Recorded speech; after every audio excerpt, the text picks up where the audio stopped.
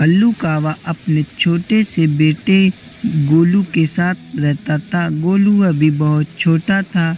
उसकी माँ बीमारी की वजह से मर गई थी। उसका पालन पोषण कल्लू कावा ही करता था। तभी टूनी चिड़िया आती है। कालू भैया, आप दूसरी शादी क्यों नहीं कर लेते?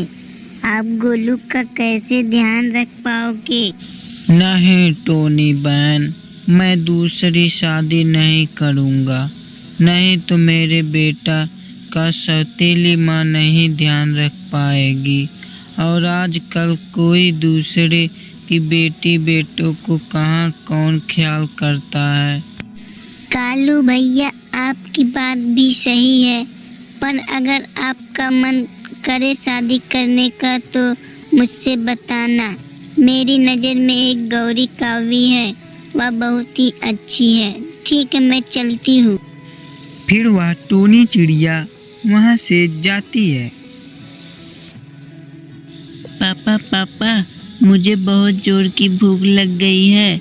आप जाइए मेरे लिए खाना ले आइए ना। ठीक है बेटा, मैं अभी जाकर तुम्हारे लिए दाना लेकर आता हूँ। तुम यहीं रुको, मैं अभी लेकर आता। फिर वह कालू कावा दाना आने जाता है गोलू कावे के लिए। उसे दाना मिल जाता है। तभी वह देखता है कि एक जालिम चील उसके बेटे की ओर जा रहा था। तभी वह उसके बेटे को अपने पंजों में पकड़ लेता है। वह कालू कावा एक लाठी लेकर वहां आ जाता है।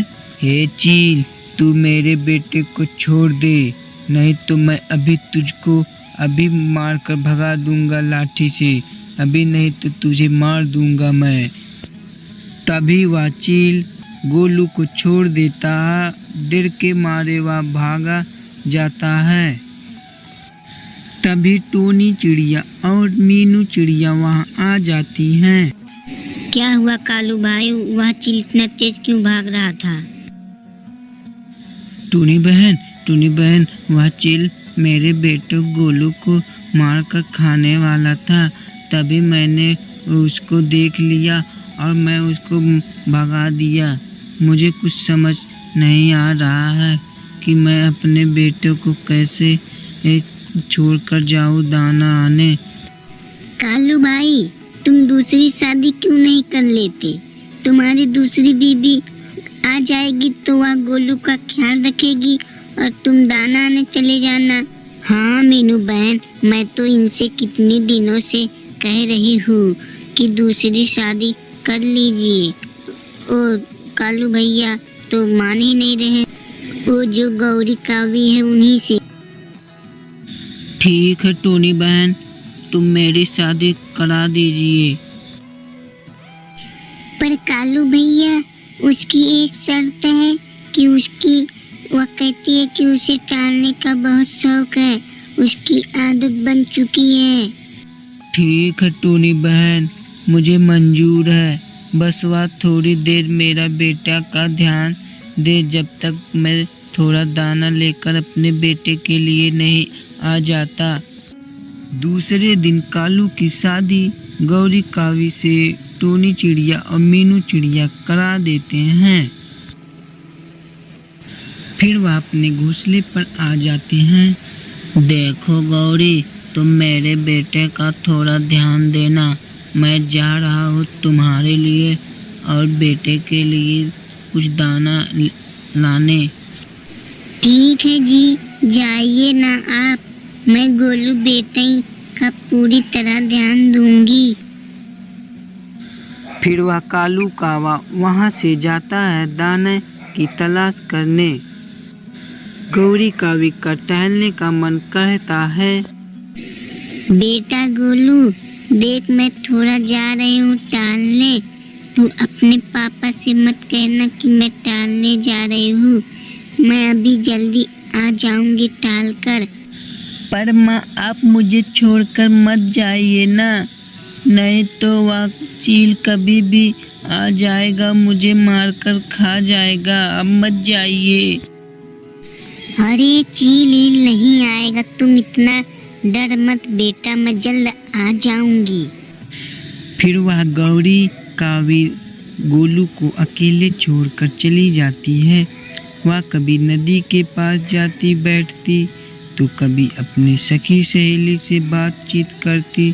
इसी तरह वह दिन भर टालती रहती है।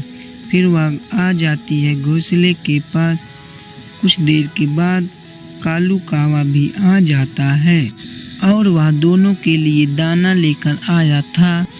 लो गौरी, तुम भी दाना खा लो और बेटे को भी खिला दो। फिर दोनों दाना खा लेते हैं। अगले दिन सुबह कालू कावा फिर जाता है दाने की तलाश करने अपने गोलू बेटे और गौरी के लिए। देख गोलू, मैं जा रही हूँ आज अपने सहेली से मिलने। तेरे पापा आएंगे तो अपने पापा से मत बताना कि मैं अपनी सहेली से मिलने गई हूँ। पर माँ, आप डेली जाती हैं मुझे छोड़कर, मुझे बहुत डर लगता है। जालिम चील कहीं मुझे खा ना जाए। तुम मत जाओ, पापा आपको मुझे देखने के लिए कह रखे हैं ना। गौरी कावी गोलू की बात नज़रअंदाज करके वहाँ से चली जाती है। गोलू अकेला रहता है। तभी कुछ देर के बाद एक वही जालिम चील आ जाता है और उसे पकड़ कर ले जाता है। यह सब टूनी चिड़िया देखती है। चील गोलू को अपने पंजे में लेकर जा रहा था। तभी गोलू उसके पंजे में से छूटकर गिर जाता है और वह चील वहाँ से भाग जाता है। टूनी चिड़िया उसके पास आती है। गोलू को काफ़ी ज़्यादा चोट लग जाती है। इसके कारण टूनी चिड़िया कावे के पास लेकर आता है, उसको सारी बातें बताती है। कुछ देर के बाद गौरी कावी वहाँ पर आती है और कालू कावा कहता है, गौरी, मैंने तुम्हारे ऊपर इतना भरोसा रखा कि तू मेरे बेटे का ख्याल रखेगी। मैंने सोचा था कि पर तूने ऐसा नहीं किया। तुम्हें तो अपने टहलने से मतलब है। चली जाओ यहाँ से। मुझे माफ कर दो कालू जी, अब मैं आगे से ऐसा नहीं करूँगी। मुझसे बहुत बड़ी भूल हो गई। मैं भूल गई कि मैं भी एक माँ हूँ। हाँ कालू भैया, आप माफ कर दो गौरी बहन को।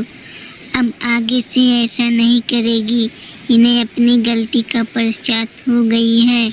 ठीक है बहन, तुम कह रही हो तो मैं इन्हें माफ कर दे रहा हूँ, पर अगली बार ये ऐसा काम नहीं करें। कालू कावा गौरी को माफ कर देता है और अब तीनों खुशी खुशी रहने लगते हैं। तो दोस्तों, आपको यह कहानी क्या सिखाती है, प्लीज़ आप कमेंट में हमें बताइए।